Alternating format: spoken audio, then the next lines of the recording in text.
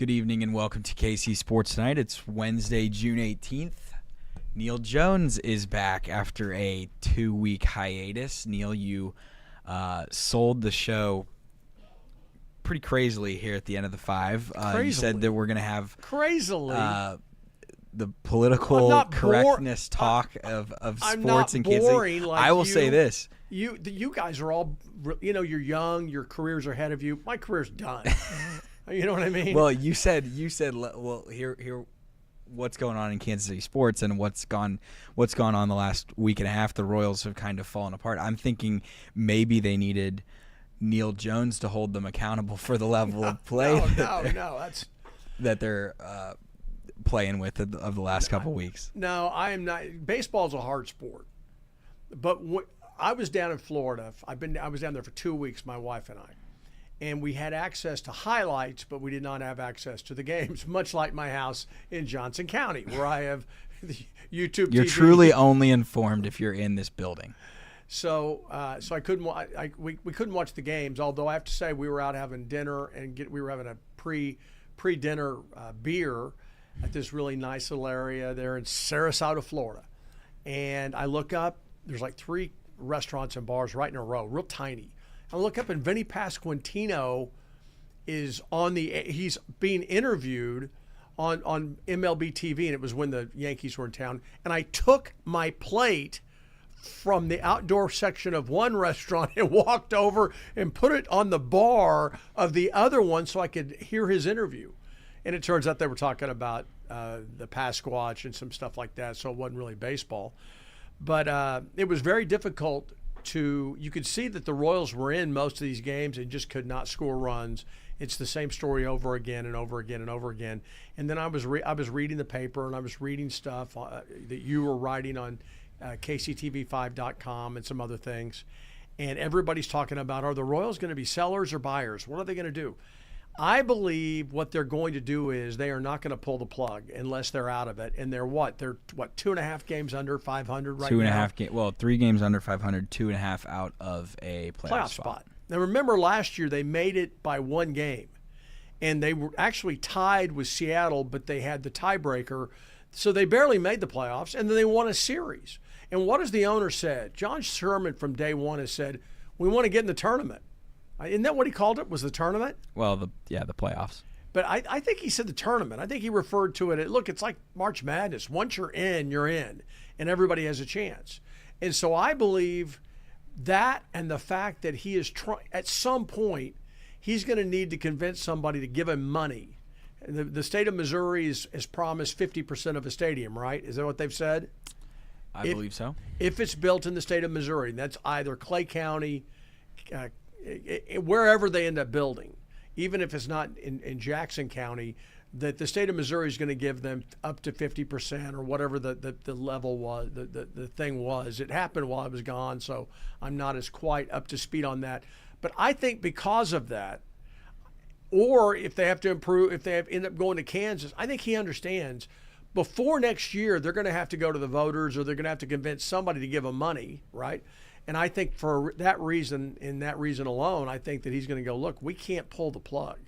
We need to at least put our best foot forward, even if the best move is trading an older pitcher, Seth Lugo, or someone like that.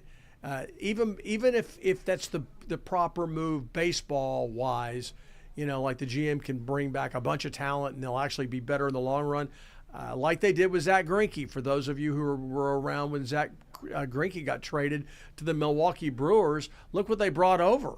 They brought over 3 or 4 pieces, 3 or 4 players who ended up being stalwarts on the teams that made I almost said the Super Bowl, made the World Series back-to-back in 14 and 15. Mm-hmm. So I think that he's going to not be a seller. I think he may not be a huge buyer, but I don't think the Royals are going to be sellers unless they are going. If they're in free fall, they won a game last night down in Texas in impressive fashion, and the Rangers are kind of in the same boat. Chris Young, the former Royals pitcher, 1 game better at the moment. A year ago they didn't do anything. They came in as defending champions, right? So they did not. He didn't pull the plug. Chris Young, their GM, did not pull the plug. he kind of waited around and look, let's see what we do. We owe it to this team. We owe it to the fans. So they didn't sell. There's a lot of pressure down there that if it's bad for the Rangers, they're going to sell this time. Well, so I think that you got two franchises that are kind of in wait-and-see mode playing down there tonight and tomorrow afternoon to wrap up this series. I don't think they're going to sell. That's my own personal opinion.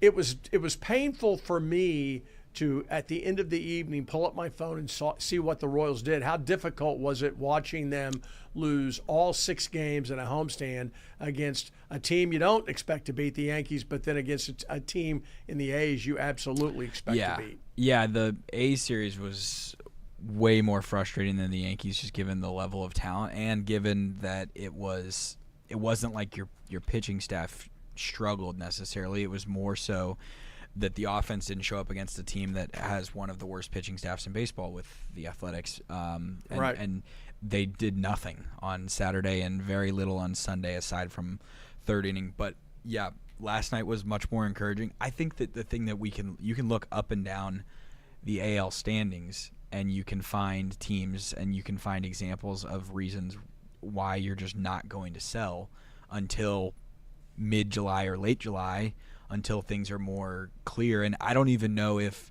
you're going to have a clear picture on what's going on in the AL playoff race until even the last week of July, because there's so many teams bunched up, and even the teams that have struggled or the teams that are at the bottom of the playoff, the reasonable playoff contention that the Royals are in right now, like you can point to the Rangers and you can say, okay, well, the Rangers do similar things to the Royals. They pitch incredibly well. They have the best ERA in baseball. Well, the Red Sox, they've just won 6 or 7 of the last 8 that they've played in.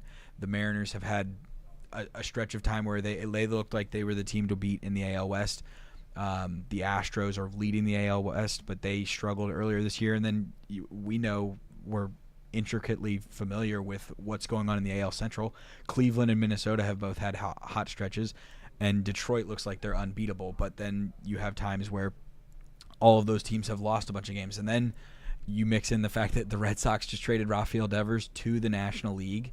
And so maybe the Red Sox are not as much of a contender as you previously thought, and maybe they're going to, even though they're playing well, they swept the Yankees and then they traded Devers, but maybe that brings them back. And so that's just a long way of saying that the Royals, both the team and the front office and the fan base of what to expect, they're just going to, everybody needs to see more data before they can make a true point to what they're going to do with this team. You know what this team can be. The 2 wild card spots that they added to the playoffs have upset everybody in terms of knowing what to do. It used to be you kind of knew where you were, but now because they've got 2 more spots you're playing for that they started last year, suddenly nobody's out of it. And look at the Tigers. Weren't they sellers a year ago? They sold at the deadline last year, and then they won a bunch. And they still made the playoffs. Yeah, and then they became one of the best teams in baseball. But I think that is kind of the intended consequence of what the MLB has done, is they've turned the MLB trade deadline into not necessarily just like you go to the grocery store knowing what you need to buy or what you need to look for. It's more of now a poker game of who's going to play and who's going to fold, and you don't necessarily know until, I guess, all the cards are down on the table and it's late August or September of whether you made the right decision or not in July, because everybody's so bunched up. And what's crazy is that you can play 162 games and have the best record in the American League, maybe the best record in all of baseball if you're the Tigers, and you are a bad couple of games away from losing a series. These short series, it's the best teams don't advance. If the best teams advanced in the postseason in baseball, the Royals, there's no way the Royals make it to the World Series in 2014. No way. They win in and beat an Angel team that was significantly better than them. They beat an Orioles team that during the season had been significantly better than them. But the Royals they had that great bullpen, and then they got hitting. They started hitting home runs. They had people who had not hit home runs consistently all season suddenly became red hot, And suddenly they got the lead and went to the 5th and 6th inning with the lead. And that Royals team in 15 and 14, they did not give up leads late. They just didn't. They were so good. And as a result, they were able to beat teams they weren't supposed to beat. And the next year, the same thing happened. They were able to beat a really good Houston team that made one mistake in Game 5. And the next thing you know, the Royals are moving on, and the Astros, which probably had been a better team, stayed home. And they also did that with the Blue Jays. So a great bullpen and a couple of hot bats can carry you a long way in the playoffs. And so that's another reason I think that John Sherman is probably going to be more prone to, look, let's stay in this thing and see where we are. Let's don't pull the plug yet. Although it is kind of heartening to see what the Tigers did last year. They were sellers, and they made the right picks, and they ended up being they really didn't good. necessarily get rid of everybody, but they got rid of Jack Flaherty, who is one of their best pitchers, and they turned into a much better team. As we mentioned, last night was a much better night for the Royals. Bobby Witt Jr. hit his first home run at Globe Life Park. I know that he hit 50 in the home run derby there last year, but first one in a regulation game.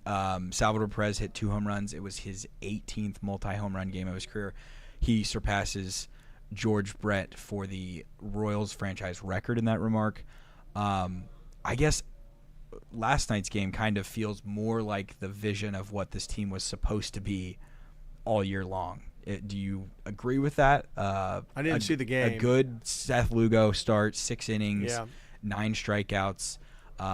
Daniel Lynch was good out of the bullpen. They didn't need to use Lucas Erceg or Carlos Estevez because the hitters really stepped up. And that even happened despite the fact that Vinny Pasquantino hit a ball in the first inning that, based on launch angle, exit velocity, and distance, it fell, I think, 407 feet in center field.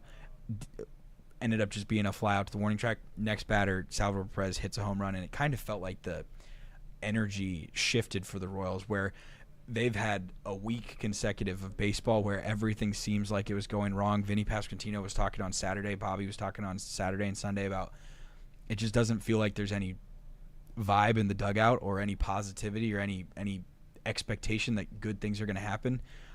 Mark was saying that it feels like the Palos? Yes, the vibe at Kauffman just doesn't feel like it's an exciting atmosphere, and that guys are kind of sitting around waiting for bad things to happen. Last night the vibe changed in the first inning and things went much better. We'll see what it looks like tonight. Well, sometimes it's easier to play on the road. Particularly, listen, let's face it, much easier to hit home runs other stadiums than it is hitting home runs at Kauffman Stadium. Kauffman Stadium is Death Valley. It's just a hard place to hit home runs. And the problem I've had is that they have not gotten more than one guy hot at a time, it seems like. And you need 4 or 5 guys kind of in the mix, and they just haven't had that. And they say hitting's contagious. Well, so is not hitting. And that's the way it's been. I don't know if they're not good enough to hit. We hear the manager, Matt Quintero, who's praised their approach. He's praised their work ethic. And we listened to the game on Sunday. We were driving back from Florida, my wife and I, and we're listening to that. And it was just so frustrating because the game was there for the taking, tied at 2. And, I was not listening when they brought in the first relief pitcher who gave up a home run. John Schreiber, yeah. But I respect, I think it's so easy. The big thing on Quintero now is, particularly on Twitter, which is just a cesspool, where everybody comes out and they just attack everything. Look, managers protect pitchers. You have to, okay? And you don't, well, he only threw 83 pitches. Yeah, well, he's lefty, and he's getting ready to go up against, 4 straight right-handed hitters, 2 of whom had pop. You kind of manage away. You put your guys in a position to succeed. And so I remember that was one of the great things about Ned Yost after he won the championship. But even after he won the American League championship in 2014, he could come back. Before, he kind of made excuses and he tried to be even-tempered. After he won that league championship and got to Game 7 of the World Series against the Giants, the next year he was a lot cockier. And if some moron like me would go, well, why didn't you let the guy go? He only 83 pitches and he's been so good.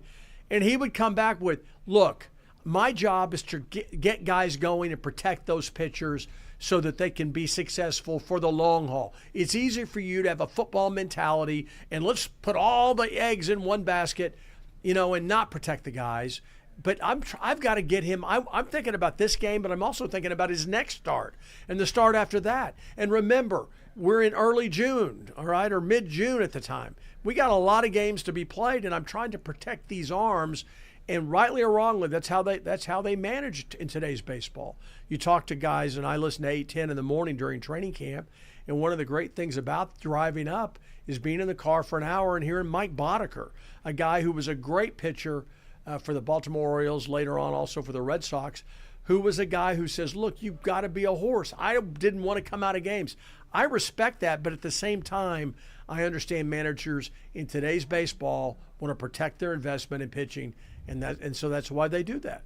Well, the Royals staff does not typically have an issue with going long in games, and I don't think that the complaint most of the time this year has been taking guys out too early. Well, you haven't been reading Twitter last week. I understand that has been the case for Noah Cameron, and I think he's been pulled twice this year with his pitch count below 85 and 6 innings in or whatever it was, and pitching in solid fashion. But for the look most at the games part, he's been in, though. You're talking about high leverage.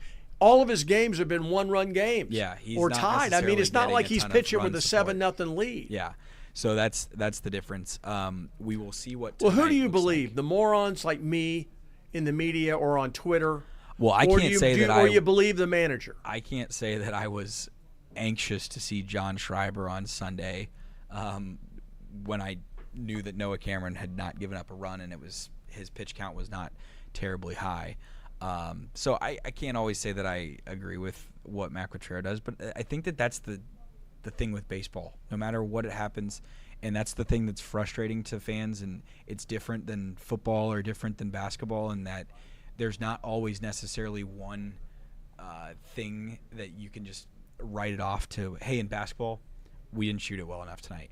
In baseball, it always feels like, whether it's true or not, that the manager could push a different button, and that's why those guys get paid a bunch. All right, mandatory minicamp day 2 in Kansas City. Travis Kelce spoke today. Patrick Mahomes spoke today. Coming up tonight at 6 o'clock, you're going to hear from Travis Kelce. So is there anything in particular that you would like to discuss today as to what those guys shared, or any of the comments that you thought were interesting? I didn't hear Patrick. Okay. I heard because I wasn't out there covering it. Mm-hmm. I'll be out there, or I was scheduled to be out there tomorrow, but now I guess now we're going to have somebody else shoot it because it's going to be real early in the morning. So I haven't heard Patrick. I know today was the first time we've heard from Travis Kelce since he spoke to us in the locker room after the Super Bowl game. And so it'll be very interesting. What I did hear, I liked. He says he's made a commitment this offseason, and he said the commitment doesn't happen now. He goes, at my age, the commitment's got to happen when you start the offseason. Are you going to work out or not? Are you going to watch your weight or not? Are you going to try to do the things that you've identified and your coaches and the trainers have identified that will help him, not just him, but all the players, be successful next season? And I don't think the Chiefs lost the Super Bowl game because of Travis Kelce.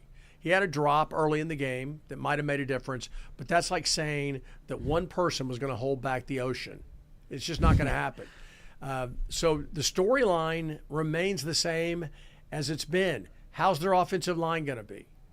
Are the receivers going to stay healthy?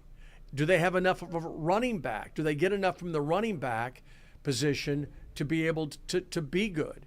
But it's interesting. I did one radio show while I was on vacation because it was an old friend of mine, a guy I worked with in television for many years, and he called me and said, look, you can do it on the beach. So I did it on the beach. And I was distracted, but I did it on the beach. But everybody I heard down there, everybody I talked to, everybody who saw Kansas City on or whatever, like, I think the Chiefs are done. They're done, aren't they? And I'm like, how do you say that? They won 15 games last year. They go to the Super Bowl.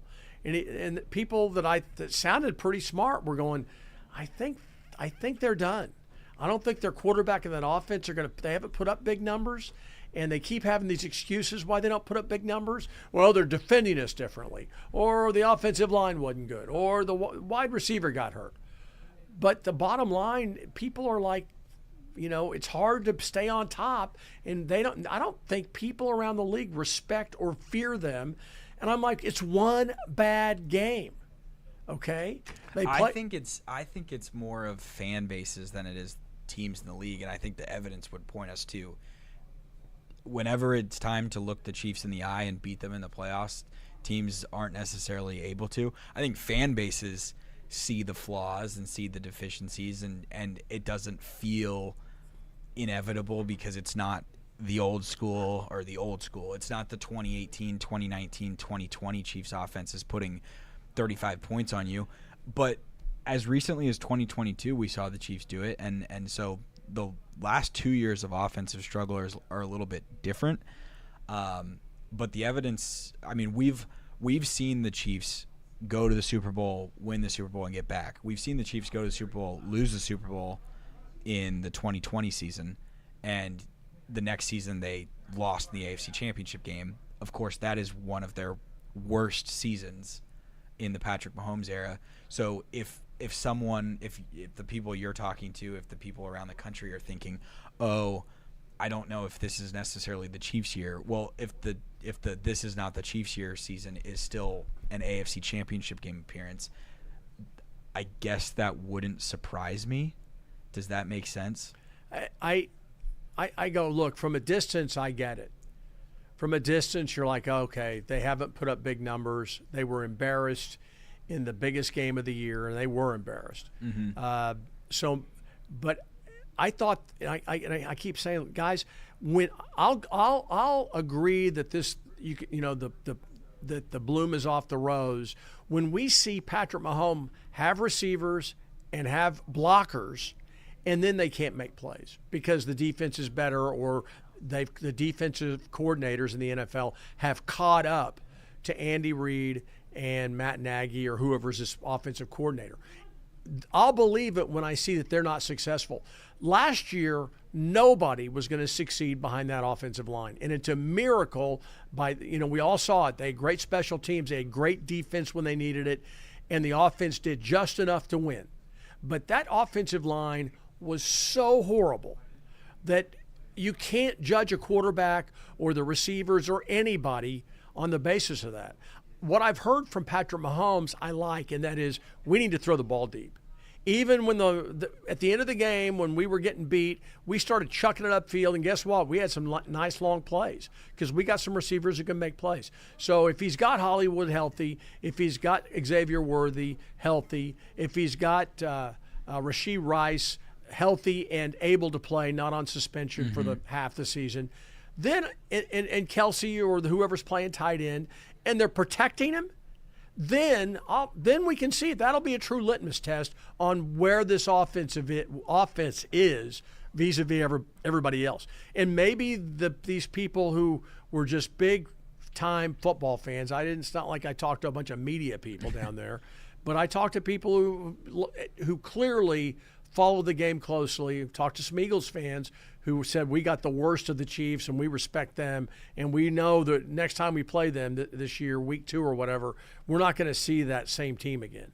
They will not be that bad. I think people understood that this was a wounded Chiefs offense, and Patrick Mahomes was operating with a huge boulder around his ankle, and he was dragging it everywhere he went, and that was the fact they could not protect him. And I go, look, if they have not fixed their offensive line, you're right. They might not even win their division, because you and I have talked about it. You and I have talked about it. This division's gotten better. They got better coaches in the division, and they won't win the division by as much as they usually do.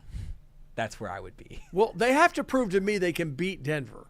They can beat Denver. They blocked a field goal, a chip shot field goal on the last play of the game. And then they didn't try in Week 18. They straight up did not try. Well, they did try a year ago in Denver, and they got run with like 6 turnovers. Yeah, I was there. That was not fun. So I'm just saying that you better – when you start disrespecting your opponents, you get in trouble. in anything, but especially at the major league level of football, baseball, basketball. You better respect your opponents because and we've talked about it. If Bo Nix can execute the passing game, I'm not ready to say he's proven it all, but he did impress me last year.